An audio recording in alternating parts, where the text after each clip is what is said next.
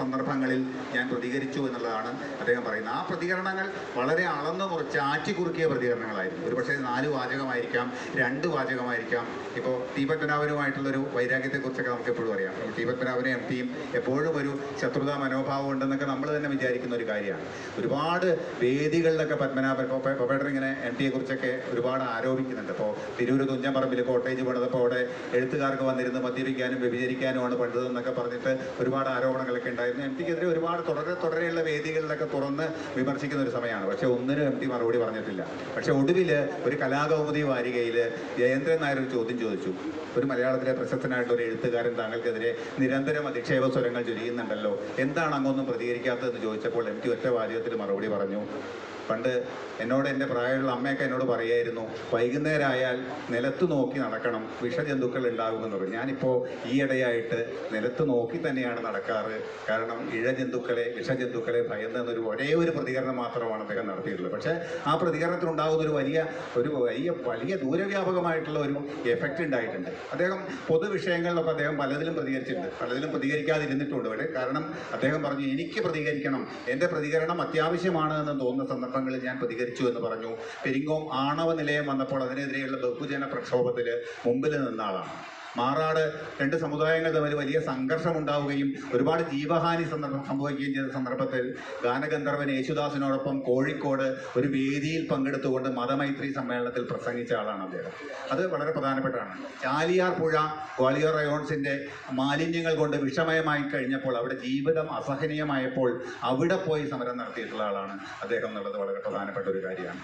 അത് ഒരുപാട് വിഷയങ്ങൾ അദ്ദേഹം ഇങ്ങനെയൊക്കെ പ്രതികരിക്കാനായിട്ട് തയ്യാറെടുത്തിട്ടുണ്ട്.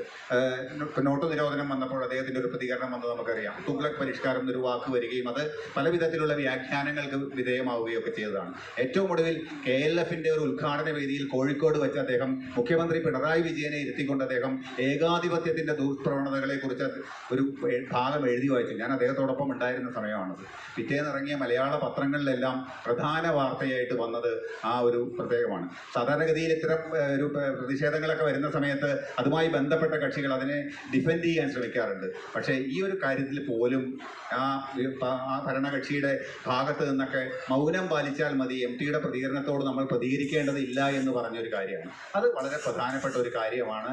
ഈ പറയേണ്ടടുത്ത് പറയുക, ഏറ്റവും കുറഞ്ഞ വാക്കുകൾ പറയുക, ഒരുപാട് ഒരു വലിയ സ്ഫോടന ശക്തിയോടുകൂടിയുള്ള വാക്കുകൾ പറയുക എന്നുള്ളത് വളരെ പ്രധാനപ്പെട്ട കാര്യമാണ്.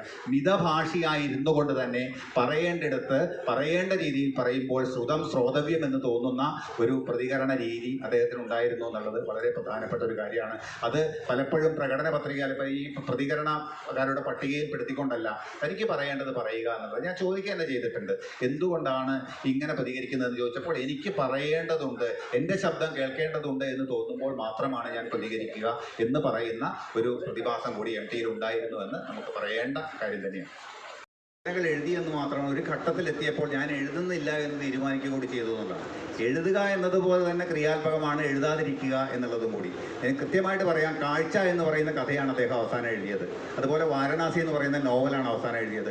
ഇത് രണ്ടും കഴിഞ്ഞിട്ട് ഏതാണ്ട് 2.5 പതിറ്റാണ്ട് കഴിഞ്ഞു. 2.5 പതിറ്റാണ്ട് കാലം കേരളം നെഞ്ചേറ്റുന്ന ഒരു എഴുത്തുകാരൻ ഒന്നും എഴുതാതിരുന്നു, ഒരു കഥയോ നോവലോ എഴുതാതിരുന്നു എന്നുള്ളത്. അതുപോലെ 2-ാം ഊഴം എന്ന് പറയുന്ന തിരക്കഥ അത് പൂർത്തിയാക്കി കണ്ടിട്ട് വേണം മരിക്കാൻ എന്ന് വളരെ ആഗ്രഹിച്ച ഒരാളായിരുന്നു. പക്ഷേ നിയമത്തിൻ്റെ നൂലാമാലകൾപ്പെട്ട് അതിനിയും പുറത്തിറങ്ങിയിട്ടില്ല. മരിക്കുന്നതിനൊക്കെ ഒരു 2-3 മാസം മുമ്പ് വരെ അദ്ദേഹത്തെ ഏറ്റവും കൂടുതൽ അലട്ടിയിരുന്നത് എനിക്ക് കൃത്യമായിട്ട് അറിയാം. ഇതിൻ്റെ കേസ് നടന്നുകൊണ്ടിരിക്കുകയാണ്. ശ്രീകുമാർ മേനോനുമൊക്കെ ആയിട്ടുള്ള കേസ് നടന്നുകൊണ്ടിരുന്ന സമയത്ത് അദ്ദേഹം അങ്ങേയറ്റം അസ്വസ്ഥനായിരുന്നു. കാരണം മലയാളത്തിൽ ഈ തിരക്കഥ വളരെയേറെ ശ്രമപ്പെട്ട് എഴുതിയാണ്. അദ്ദേഹത്തിൻ്റെ തിരക്കഥകളുടെ കാര്യം, അതിൻ്റെ വേഗത നമ്മളെ അത്ഭുതപ്പെടുത്തുന്നതാണ്. ഏറ്റവും കൂടുതൽ രചനകൾ അദ്ദേഹത്തിൻ്റെ സംവിധാനം ചെയ്തിട്ടുള്ളത്. അത് എഴുതുന്ന രീതി എന്ന് പറഞ്ഞാൽ, ഒരു സിനിമ മനസ്സിലായി കഴിഞ്ഞു കഴിഞ്ഞാൽ, അതിൻ്റെ ഡ്രാഫ്റ്റ് ആയി കഴിഞ്ഞു കഴിഞ്ഞാൽ അദ്ദേഹം ഒരു എഴുത്തിടത്തേക്ക് പോകുമ്പോൾ ഏതെങ്കിലും ഹോട്ടലിലോ അല്ലെങ്കിൽ മദ്രാസിലെ ബാംഗ്ലൂരിലോ ഒക്കെ പോയിരിക്കുകയും 3 ദിവസം കൊണ്ട് ഒരു തിരക്കഥ എഴുതി തീർക്കുകയും ഡ്രാഫ്റ്റ് എഴുതി തീർക്കുകയും പിന്നത്തെ 3 ദിവസം കൊണ്ട് അത് പകർത്തി എഴുതുകയും 7-ാം ദിവസം സംവിധായകന് സ്ക്രിപ്റ്റ് കൈമാറുകയും ചെയ്യുക എന്ന് പറയുന്ന ഒരു അത്ഭുത പ്രതിഭാസമാണ്. ആ സിനിമകളൊക്കെ തന്നെ ഏതാണ്ട് 100 ദിവസവും 150 ദിവസവും ഓടിയിരുന്ന സിനിമകളാണെന്ന് കൂടി നമ്മൾ ഓർക്കണം.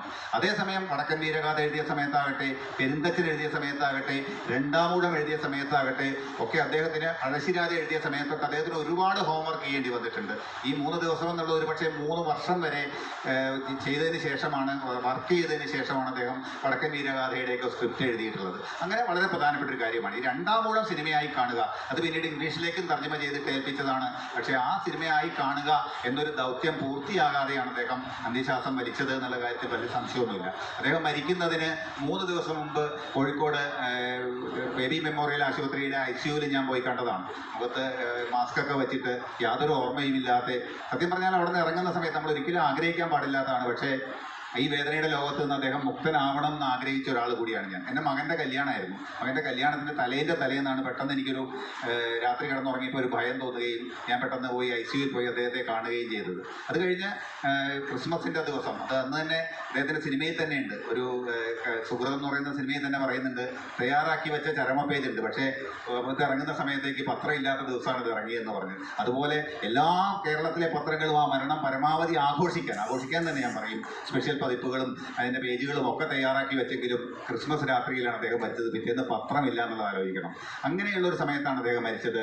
അദ്ദേഹത്തിൻ്റെ ഈ എഴുതാതിരിക്കുക എന്ന് പറയുന്നതിനെ പറ്റി ഞാൻ ചോദിച്ചിട്ടുണ്ട്. എന്തുകൊണ്ട് ഈ 2.5 പതിറ്റാണ്ട് കാലം എഴുതിയില്ല കഥ? കാഴ്ചയ്ക്ക് ശേഷം ഒരു കഥയോ, വാരണാസിക്ക് ശേഷം ഒരു നോവലോ, രണ്ടാമൂഴത്തിന് ശേഷം ഒരു തിരക്കഥയോ എന്തുകൊണ്ട് എഴുതിയില്ല എന്ന് ചോദിച്ചപ്പോൾ എൻ്റെ മനസ്സിൽ എപ്പോഴും പുതിയ പുതിയ കഥാതന്തുക്കൾ ഉണ്ടായിരുന്നു. പക്ഷേ എനിക്ക് ഈ കാഴ്ചയുടേതുപോലെ തുല്യമായി അതിനെ കടന്നു നിൽക്കുന്ന ഒരു കഥയോ, രണ്ടാമൂഴത്തെ കടന്നു നിൽക്കുന്ന ഒരു തിരക്കഥയോ, ഈ വാരണാസിയിൽ കടന്നു നിൽക്കുന്ന ഒരു നോവലോ എഴുതാൻ പറ്റില്ല എനിക്ക് തോന്നിയത് കൊണ്ട് ഞാൻ എഴുതാതിരുന്നു എന്ന് പറയുന്നത് ഒരു വലിയ ധീരതയായിട്ട് ഞാൻ കരുതുകയാണ്. കാരണം MT എന്തെഴുതിയാലും അത് പ്രസിദ്ധീകരിക്കാൻ പ്രസാദകർ ക്യൂ നിൽക്കുകയാണ്.